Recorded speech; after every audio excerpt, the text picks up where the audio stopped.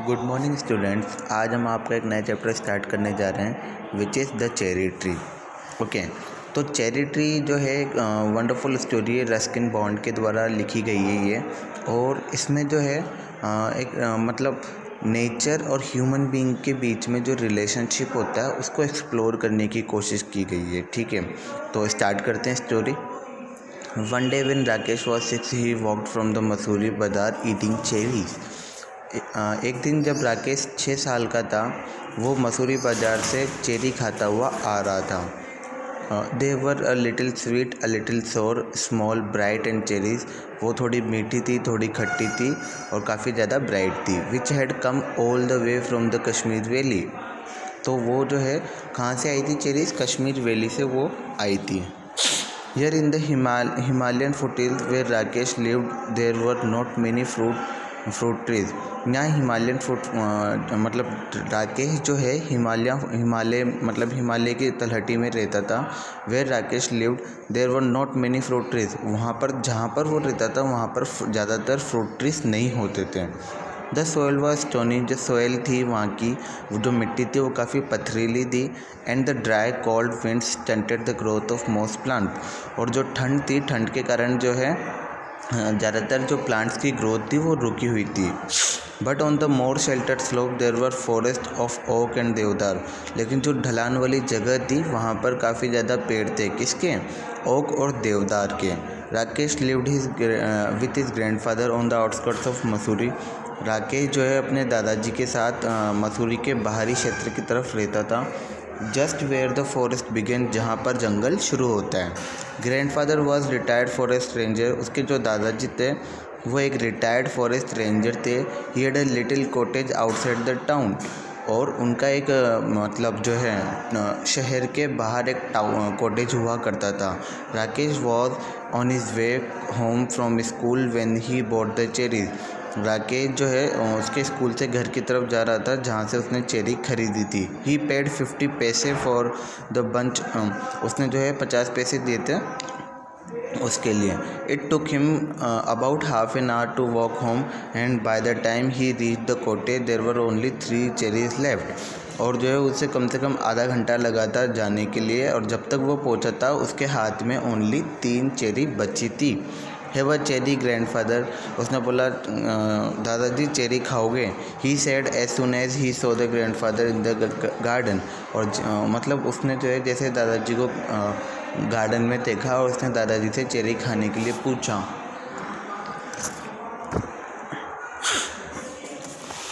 Grandfather took 1 cherry and Rakesh promptly at the other 2।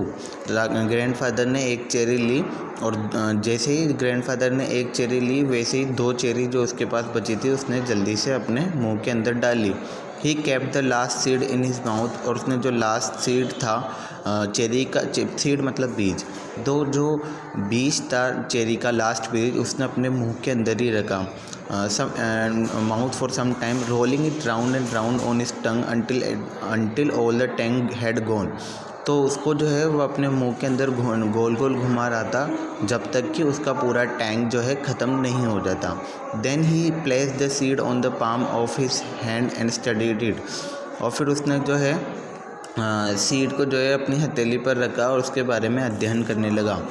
Are cherry seeds lucky? Asked Rakesh. क्या cherry seed lucky होते हैं? राकेश ने पूछा अपने दादाजी से, क्या चेरी सीड जो है वो लकी होते हैं? Of course nothing is lucky if you put it away, if you want luck you must put it into some use. हाँ बिल्कुल, अगर तुम जो है किसी भी चीज़ को दूर रख दोगे तो वो बिल्कुल लकी नहीं है, बट अगर तुम उसको किसी ना किसी चीज़ में यूज़ लोगे तो सब चीज़ लकी होती है। What can I do with the seed? तो राकेश पूछता, मैं एक सीड के साथ क्या कर सकता हूँ? प्लांट इट, इसे उगाओ। So Rakesh found a small spade and began to dig up flower bed. तो जो है राकेश जो है जो फूलों का बगीचा था वहाँ पर गया और जो है उसको खोदने लग गया।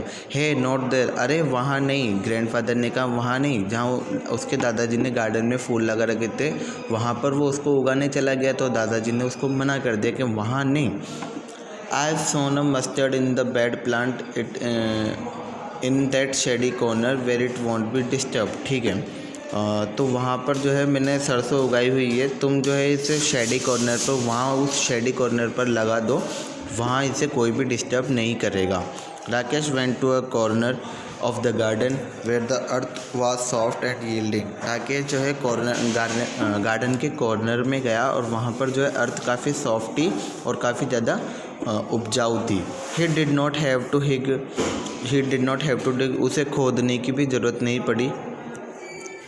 He pressed the seed into the soil with his thumb and it went right in। तो उसने जो है सीड को जो है सॉइल के अंदर रखा और वो अंदर चला गया। Then he had his lunch and ran off to play cricket with his friend and forgot all about the cherry seed। तो उसने अपना लंच किया और अपने दोस्तों के साथ क्रिकेट खेलने चला गया और उस चेरी सीड के बारे में भूल गया। When it was winter in the hill, जब सर्दियाँ आई, a cold wind blew, ठंडी हवाएं चलने लगी from the snow and went in the देवदार trees, और जो है ठंडी हवाएं देवदार की ट्री से बहने लगी। And the garden was dry and bare, garden काफ़ी सूखा हुआ था और खाली था। In the evening grandfather and Rakesh sat over a charcoal fire. तो जो इवनिंग में थे ग्रैंडफादर और राकेश जो है किसी चारकोल फायर मतलब आग जला के वो बैठ जाते थे। ग्रैंडफादर टोल्ड राकेश स्टोरी, उसके जो दादाजी थे वो राकेश को स्टोरी सुनाया करते थे। And in turn Rakesh would read to him from the newspaper because grandfather's eyesight being rather weak. और इसके बदले में राकेश जो है उन्हें न्यूज़पेपर पढ़कर बताया करता था, क्योंकि जो है ज़्यादा उम्र के कारण ग्रैंडफादर की जो आईसाइट है वो काफ़ी ज़्यादा वीक हो गई थी। Rakesh found the newspaper very dull, Rakesh ने जो है न्यूज़पेपर को काफ़ी ज़्यादा राकेश जो है न्यूज़पेपर को काफ़ी डल यानी थोड़ा सा सड़ा गला सा नहीं होता वैसा उसको लगा। Specially after the stories but grandfather wanted all the news. जो है एक बार जो है स्टोरी सुनने के बाद जो है राकेश का न्यूज़पेपर पढ़ने का मन नहीं करता था, क्योंकि उसकी स्टोरीज तो ख़त्म हो चुकी थी। लेकिन फिर भी जो है ग्रैंडफादर को सारी न्यूज़ सुनना पड़ता था। They knew it was spring when the wild duck flew north again to Siberia. उन्हें पता था कि ये जो है स्प्रिंग है जहाँ पर जो है वाइल्ड डक जो है flew north again to Siberia, तो नॉर्थ की तरफ जाते हैं साइबेरिया से।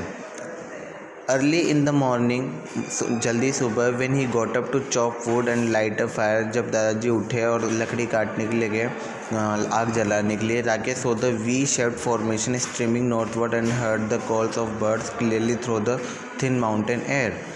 तो राकेश ने देखा कि वी शेप फॉर्मेशन की धारा जो है नॉर्थ की तरफ आ रही थी, और उस जो है जैसे पक्षी नहीं उड़ते हैं आकाश में वी शेप बनाते हुए, वैसे ही वो वी शेप बनाते हुए पक्षियों को राकेश ने अपनी तरफ आते हुए देखा।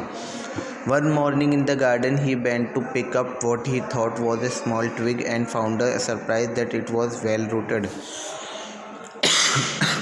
एक दिन क्या हुआ, राकेश उठा और उसने देखा कि जो है गार्डन में एक टहनी निकली हुई आई हुई थी, और वो उसे देख के बिल्कुल चौंक गया, क्योंकि वो बिल्कुल वेल रूटेड थी, अच्छी तरीके से इसमें रूट आ चुकी थी।